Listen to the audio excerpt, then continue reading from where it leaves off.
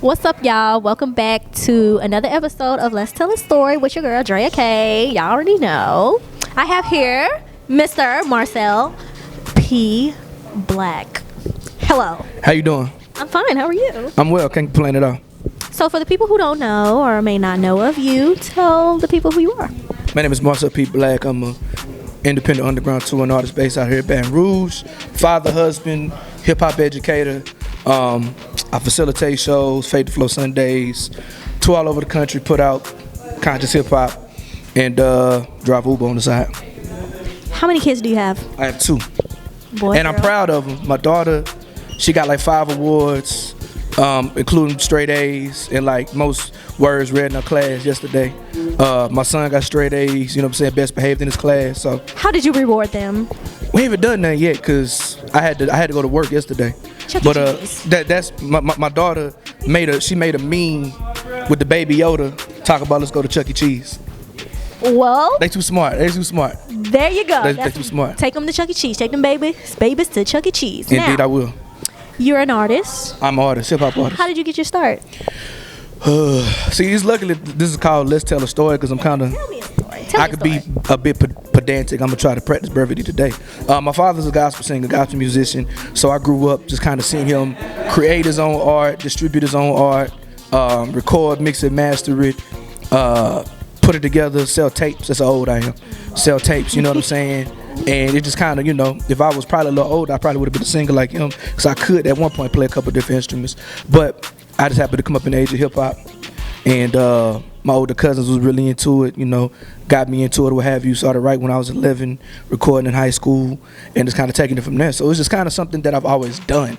It's hard to say when I got how did I start? It's just like where I was, I grew up in Southern Oklahoma, so it wasn't like a whole lot of like outlets for like rappers and hip hop or whatever. So, but I just wanted to be a part of the culture. I was always a fat guy, so I couldn't break dance. To this day, I can't draw to save my life, so I couldn't do graffiti. I'm out in the country, I ain't got no turntable, so what can you do? What can I rap? You know what I'm saying? I could write raps, you know what I'm saying? And I can, I was in speech and debate and poetry when I was in middle school, what have you. Drama when I was in high school, on top of being in the band. So music and words is my thing, you know what I'm saying? I kind of wish I would have stuck with the instruments that I was playing, but I didn't. But yeah, so just kind of getting into it. Signed my first deal when I was 19. Got out my first deal when I was 23. Intern for Russell Simmons. Just, I quit rapping, started DJing. Then really got back heavy into it like later in my life when I was like in my late 20s, and I ain't stopped. So you've always been influenced by music. Music has always been around you, right? Absolutely. So did you grow up in church? Absolutely. I am a very much I'm gonna be performing here at the Parlor on the 26th or whatever, but I am very much a secular church boy.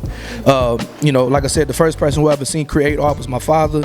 He would, sit at the edge of his bed, and he would, write on this scrabble on his yellow notepad, and then I see him strumming on his guitar, and then he had like a little makeshift studio, and he'd go down there and start playing stuff, and next thing you know, a month later, he got a tape. And so like seeing him create art, and like, just like myself, like pretty much every other weekend I'm on the road, it was the same thing. And I was growing up, like, we somewhere in Kansas, we somewhere in Missouri, Texas, he's singing somewhere, and like just watching him create art that touch people's souls has always been my thing. So, I guess the spiritual, religious side of it, or what have you, coming from the church and just that kind of being my foundation. I also like being I guess you would, a conscious person, so being a student of like Black empowerment. So you mixing like gospel music with like Curtis Mayfield, with Ice Cube. You know what I'm saying? So that's kind of made the foundation for me as an artist. So you said you like to use empowerment into your songs. Yes. What song of yours do you feel does the most of that? I'm a career conscious rapper, so everything I've ever done is uplifting. I'm not like there ain't no songs of mine where I'm talking about disrespecting women or selling dope or shooting another black person. None of that. Whatever. All my stuff is being like, you know what I'm saying, not necessarily positive, because I'm definitely talking about the issues that's going on, but definitely, based on empowerment, upliftment. So to say one song, I would say the song right now that I'm kind of known for, it's a song, ironically, it's called Hallelujah, but when I perform it, I say fuck Donald Trump. I can cuss on it, right? Of course, you're grown. Just making sure. No, I'm just Say what saying, you like, want. I be trying. I was raised right. You know what I mean? Like, this don't look like the way you dress, the way I'm dressed, don't look like no cussing interview. All right, anyway. So the main record I got right now, you know what I'm saying, is like, when I recorded it, it's like the way the hook was performed, it's not something that really translates live well. And so what happened was, I was in Pensacola, Florida, right when the project dropped, like a week later. And I didn't have the show tracks. And if anybody knows me, I am the chairman and the leader of the Stop Rapping Over Vocals movement. So I'm not gonna be rapping over vocals. Please. You know what I mean? We don't do that over here. And so I was like, man, I want to perform this song, but I don't have the hooks. All I have is instrumental. And so off the top of my head, I just came up with this chant while I say fuck Donald Trump. And that has been probably, at this point in time, that's probably the most quote unquote, I mean, if uplifting, I don't know if it makes people feel like like for instance, I was in Florida, and like it was like an older white lady. She was in the back when I'm performing the song, and she walked over to me. She was like, "It just felt so good to say fuck Donald Trump in front of so many other people." Yes. I mean, but the song talks about a whole lot of different things, but that's the song that kind of gets everybody hyped. And like next to Hallelujah. Song that's like everybody kind of really gets into. It's on the song that it's called Cry Freedom. The album is produced by Joe. The album's called Cry Freedom, and it's pretty much like a Negro spiritual. It's really like it's just real soulful. It got a Journey sample. I got my man KP Soul singing on it, and it's like because I'm a church boy at heart, all my sets are like based like a church service. I like that. So you got your welcome. And then you know how like the pastor come off kind of aggressive, kind of knock you off your, what's the name? Then he touch your soul, and then he do the altar call at the end. Yes. That's kind of my whole. You're a preacher's kid too, right? I am. We know each other, but we don't know each other. Pastor Reverend Anthony Kelly. We know each other, but we don't know it though. But yeah, so but like I said, like that's definitely my foundation. You know what I'm saying, as an artist. And like I said, even though like I try to be, some of my music is profane, but it's never crass, because I'm still a church boy at heart. My mom and dad have been listening, so I don't never want to say something like me and my mama still don't listen, but me and my dad had this conversation because I was kind of embarrassed to play music for him. He was like, but I understand that's your art. He was like, you grew up in a different world than I grew up in, and that's how you're expressing yourself. He was like, you really in the streets with these kids. He was like, so and that's how they really talk. And he said, I understand, like that's the way they're gonna listen. So I still, and with me being a youth development worker, like I still look at it as an extension of my ministry. Mm-hmm. Now, I don't necessarily, and like I said, I've studied Kemetic religions, Islam, 5%ers. I really follow Black Christian nationalism and Black liberation theology real closely. So all that's kind of embedded in my heart. Do you feel pressure to make, songs in a sense? Do you feel pressure from your parents when you're making songs? Do you feel pressure from the industry to make certain type of songs? I'm an only child, so my parents, I'm their only real I'm their representation of life, right? So my mama takes it a little bit more personal because she's kind of sheltered. Like I said, my father was a juvenile probation officer. He's worked with people in the, like gang bangers in the street, so he understands a little bit more. And so I didn't really start getting like more profane in my music till I got older. Till I feel like they couldn't tell me. I'm 36, right? And I had to put out 12 projects. Went through some stuff. Right, you know what I'm saying? But like, I was like, they can't tell me that no more. Yeah, I mean, that's how I feel, just tell the truth. You know what I'm saying? I'm grown. I got kids. You got these grandbabies saying I'm grown. You feel me? These grandbabies you love. You know what I'm saying? But so of course I don't ever want to. It's certain things that I've done that they might not know about, that I don't really talk about in my music, or if I do, it's like you had to really be there to know it, because I don't want to embarrass them, because my family got a good name. But it's a part of your ministry. It is, and like if people who know me know, and like it's just certain things in terms of terminologies and slangs that they just not gonna know.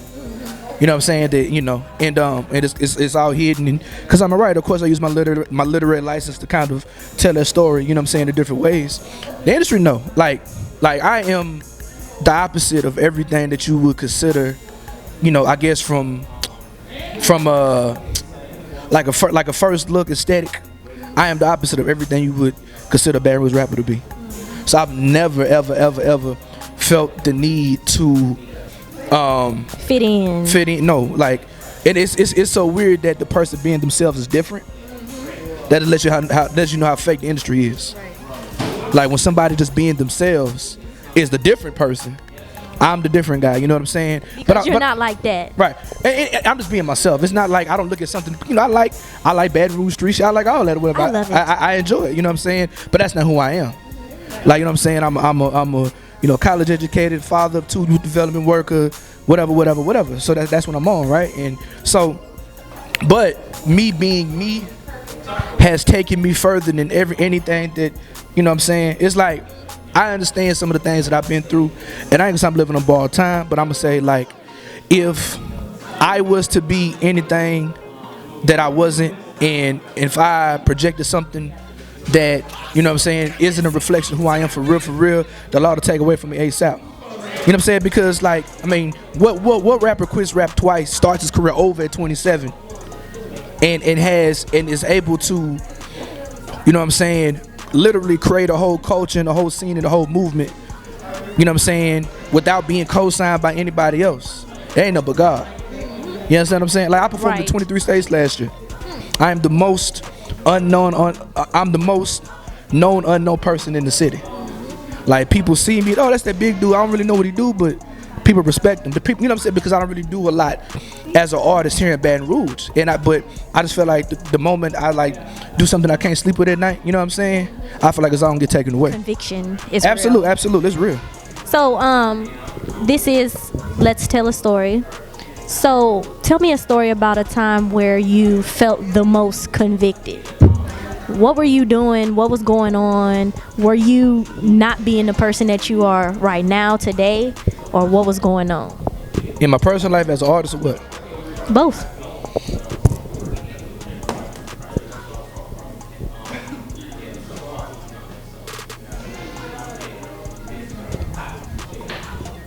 Try to think which one I'm gonna say. I mean, so I think I'm gonna say this, some of the worst trouble I've ever gotten in my life, some of the most dangerous situations I've been in my life was a result of me being somebody who I wasn't.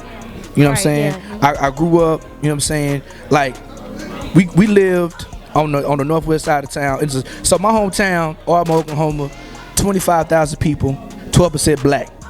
So you talk about 2,300 niggas total, right? You know what I mean? But because of the way, like, just because of the way in the 80s, like, how crack hit real hard, a lot of people from California moved to, like, you know, those flyover states to set up shop. So even though we have an extremely small town, we have a serious gang culture. Crips, Bloods, all of the above, you know what I'm saying? So my town was hit pretty hard by that, right? And so some of the worst times in so where I lived at, I lived in a poor white neighborhood. Like, in my neighborhood, like, as a black family, I was the only child. Both of my parents had college degrees, and they're probably the only people on my street who had college educations. So the rest of the neighborhood was, like, you know, mostly poor white, like, people, they worked at the plant, or they was, you know what I'm saying, day laborers or whatever. Struggle. So like my parents was the only people on the block with college degrees, and, you know what I'm saying, I thought we was rich till I moved down here, not knowing that my parents combined never made over $60,000 a year. But the cost of living was so low, and I was the only child, I was able to get, you know, whatever I wanted. Now, I wasn't spoiled, I had to work for everything. But, like, it wasn't a struggle to get me a Sega or a new bicycle, right? So, long story short, I've always been a bigger guy. My dad is 6'6", 260. He was a college basketball player. He's the definition of a gentle giant. So that's how I was raised, right? Aww. Like, don't be no bully. You ain't gotta be extra with or whatever. So what happened was, because I was a bigger dude, and people would, you know, but I wasn't a bully, people would play with me. Always. People would play with me. And test you. Yeah, they would test me. Cause I'm just like, man, cause I don't need to, I'm 6'4", this dude is 5'3". I ain't got nothing to prove to him. But, you know, I'm trying to be like my pops. I'm gonna walk away, do the right thing. Now niggas think I'm pussy. So now I gotta handle it a different way. And so I had some other things going on in my life that kind of gave me this big ass chip on my shoulder. And I started doing some things and hanging with people I shouldn't have been hanging with, when I know I shouldn't. Like, literally, like one album that I really love because I can identify with is Kendrick Lamar's Good Kid, Man City. So, like, at one point in my life, you know what I'm saying, there was a real pull between, I call it the church and the turf. Yeah. So I might be on the corner all Saturday night, but I'm singing in the choir on Sunday morning. You know what I'm saying? I So like, definitely do. and like I said, a lot of this stuff, like my parents may or may not know. We never had no conversations about it, but that was some of the worst times of my life because I mean, man, you know about this as a preacher's kid. I had a little bit of church hurt going on, so I was real. I was borderline agnostic, and I was just off the rails. Like my senior high school, I was wilding for respect. Me too. And it took some other tragic stuff to kind of get my life back together. But yeah, I mean, so you know, that's me being elusive because I want everybody in my business like that. But you know what I'm saying? So, but that was like that conviction of knowing what you know is right. You know what I'm saying? But at the same time, you feel like you got to survive. Definitely. And really, all that's in your head. It is. It's really a all mental in your head. thing. And you know, like it's pride too. You growing up a child of hip hop, so you listening to what, you know, the G code. You listening to Too Short, Pimp C, so you have a particular outlook on women. Not because of how your dad treats your mom. It's because you listen to Too Short, Pimp C, and Snoop. Other you know influences. You listening to Rockefeller. You listen to this, that, and the third, and like you know, these people have an influence. You know, these rappers and these people that you look up to, they influence you mentally. And it's bullshit if you say it's not. Like, I can tell you as an artist who studied this on the academic level, I'm actually teaching hip hop right now, like, who studied this on the academic level, who's, like, spoke on conferences about Tupac, who, you know what I'm saying, like, it absolutely does have an effect. That's why I take what I do seriously as an artist. Like, I'm never gonna get on the microphone spitting no poison. It's always, it doesn't matter where I am. Like, being an underground conscious rapper, black people don't come to my shows like that. Straight up and down, because black people want to go party and bullshit. Like, so when I'm rapping, I'm mostly rapping for the white folks, and I don't give a fuck. Vermont, Rhode Island, Nebraska, New Hampshire, it don't Anybody, matter. anywhere. You know what I'm saying? But I am always going to articulate what it is to be an educated black man pushing back against white supremacy and trying to uplift young brothers and sisters on the streets or whatever. Like, and I'm gonna live and die by that. Now I ain't gonna die. I'm not gonna die. I'm gonna live and live by that. I'm gonna say it like that. You know what I'm saying?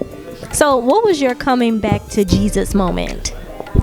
When did he bring you back to reality and kind of walked you down this path that you're on now? Woo! It's stuff I don't like to talk about in public. It gets deep over here if you didn't know. It does. Especially for you not to know me, you asking me these questions, man. I'm gonna say this. I was doing something I wasn't supposed to be doing. Like, and this is a point in time where I was borderline agnostic because there was a whole bunch of BS at my church with my pastor, and I was just like, I ain't dealing with nobody, right? So I was borderline agnostic, doing something I wasn't supposed to be doing. Near death experience, and the only name I could call was Jesus. I ain't know no other. I ain't know no other way to pray. That's it, right?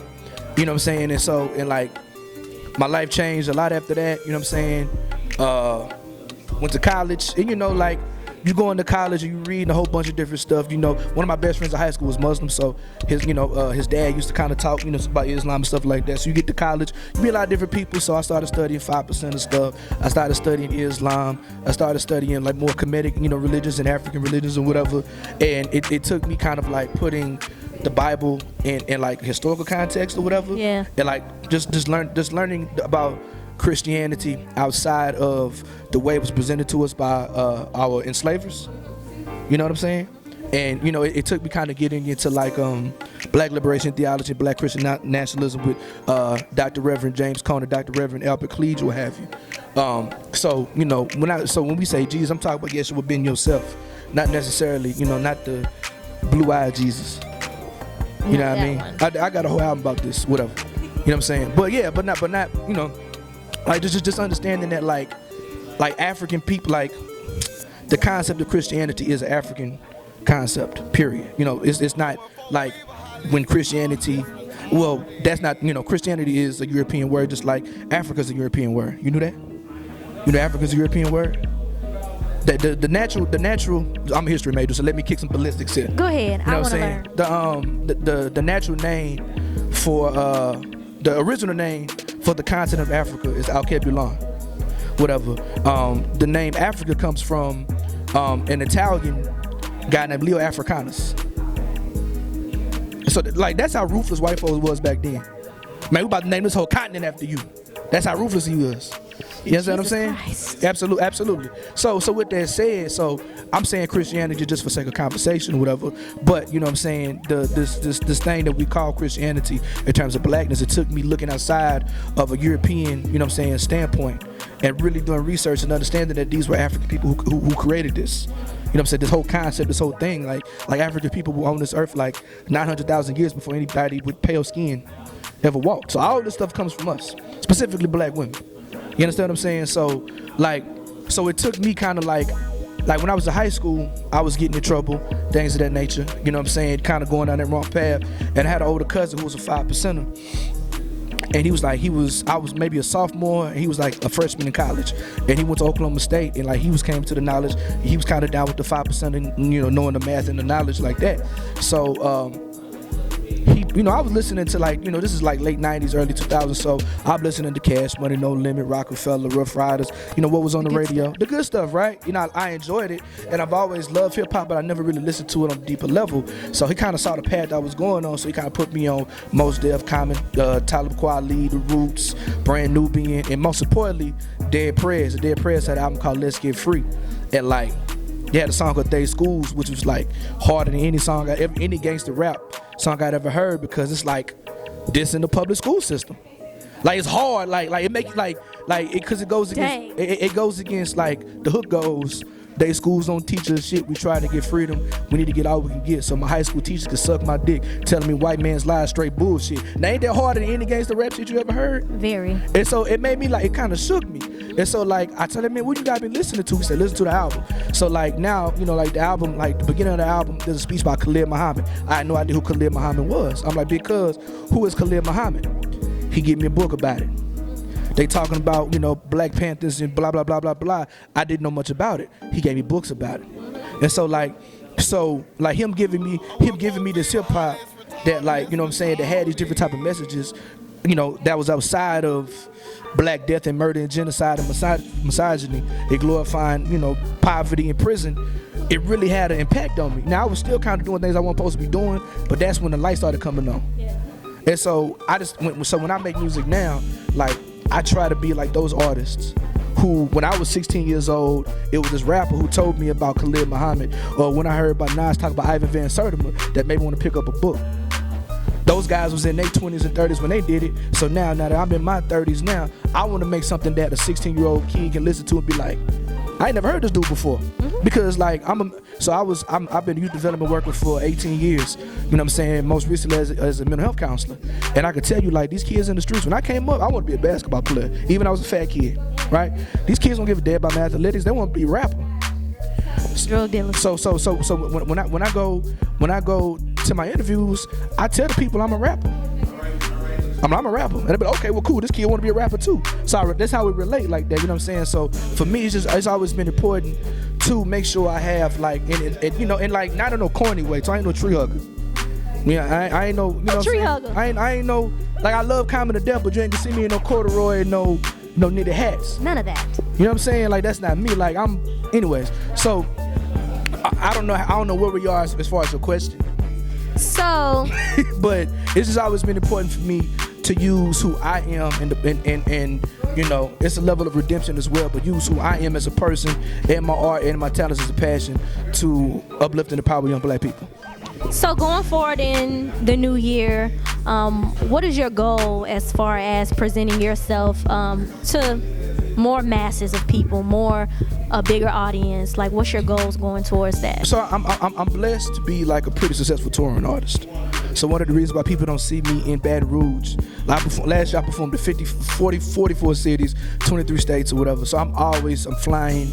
I caught 15 round trips last year. I'm literally the most everywhere. I'm the most successful nigga that you don't know in this city, because I don't do what traditionally, does. A lot of people know me to be a facilitator, but as a rapper I do really, really well or whatever. But so one thing I would like to do, because I'm a one-man army or whatever, I need to do a better job documenting what I do. Yeah, videography. So but it's hard to do it when you by yourself. You just gotta learn. Huh? You gotta learn. So what I film every single show that I do, but I don't know how to edit that shit. Right. Learn. I keep up pictures and small clips on Instagram of what I could do, but I ain't gonna lie to you, that side of my brain, that's not what the Lord blessed me, right? But I do need to learn. I don't disagree with you there, but like documenting what I do, and I've just been blessed, man. I'm already like I'm going out of the country for the first time. I'm pretty much booked up through June. I'm probably booked in, I want to say about 13, 14 different states already through June. Just blessed to keep touring. I'm gonna keep, I dropped the album in October. My best album ever is Search of the Black Messiah. So just working that, putting out more content from that, putting out more videos. And there's just kind of different ways of breaking it down into information, because like I'm not one of those rappers who just drop and just like do projects alone. I have an album probably over 2 years if I do it correctly. And like touring, you know what I'm saying, it's become something that I ain't gonna say it's easy because it's never easy, but I figured that formula out. And so what it's about is kind of building my brand and my content and upping my value so I can pay them. So doing bigger festivals, going further, like I'm going out the country for the first time in May, but I really want to focus on doing stuff overseas. The West Coast has kind of been very difficult for me to break into, so I want to do more stuff on the West Coast, and I'm good. I'm going to a festival in Arizona, I'm going to Mexico, I'm going to, so I got the Southwest on line, I'm doing like 10 days in the Midwest. In April. Of course, when I did my tour, I did most of the South or whatever. But so the South, Midwest, going back to, I'm doing this big festival in Charlottesville, Virginia again. Of course, I'm going back. Like right now, probably my biggest fan base is in New England. So like New Hampshire, Maine. She was like, what? I'm blessed. I'm truly blessed. New Hampshire, Maine, Vermont, Rhode Island, things of that nature. Of course, I did New York and stuff, so going back. The Southeast is just, I'm the plug for the whole South. So where can people find your music? Where can they support you on your Instagram handles and everything like that? At Marcel P Black on social media. That's of course Instagram, Twitter, and Facebook. My website, marcelpblack.com. If you want to order any merchandise or any physical music, marcelpblack.bandcamp.com. Cheap plug, not cheap plug, expensive plug. You know what I'm saying? I don't really perform in Baton Rouge much, but I'm very, very happy to be performing at the next Antidote Showcase Sundays here at the Parlor. That's January 26th. I don't know when it's coming out. Hopefully it's coming out before that or whatever. But yeah, I'm be rocking right here in the same room that we're doing this interview in. And so I really want people to come out. There's a certain section of people who know who I am, but I'm excited to come to when I come here, a lot of people just see me, who's the big nigga wearing the polo in the back, right? You know what I'm saying? But so a lot of people don't really know what I do. So I want to bring what I do on the road right back here. I also facilitate a show called Fade to Flow Sundays. It's as of right now, probably the longest running community hip hop event in the city. We have people from all over the country come to the show. Literally, it's a show at a barbershop on a Sunday. People from Minnesota, New York City, Atlanta, Chicago, of course the South, Birmingham, Houston, Dallas, or whatever. So everybody comes to this show on a Sunday at a barbershop. We've been doing it we're entering season 4. You know what I'm saying? So I'm really excited about that. But yeah, boom. That's what we had with it. Well, it was nice talking to you. Absolutely. I learned a lot. Thank you. I have to soak it all in. It's a lot. I told you I could be pedantic. I told you. I have to soak it all in. Right. We had to watch it a couple times to make sure you didn't miss nothing. I will. Gotcha. But make sure y'all check him out. Make sure you support and come to the event on January 26th here at the Parlor with the Antidote.